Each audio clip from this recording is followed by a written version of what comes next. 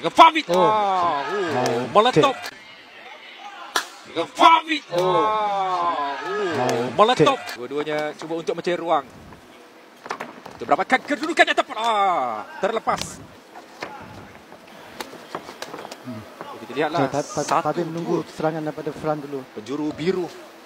Kita lihatlah tekanan-tekanan yang penting yang cuba dilakukan. Apa kita kata mengecek-ngecek. So dia tengah testing dia punya muka Pavin. Ini dah 1-2.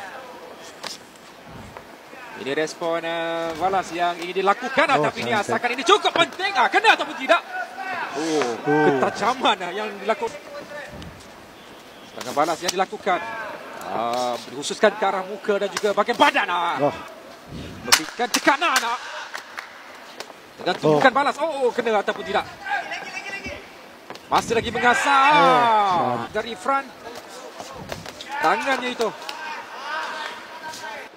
Bersabar tepat. Ini gerak serangan balas.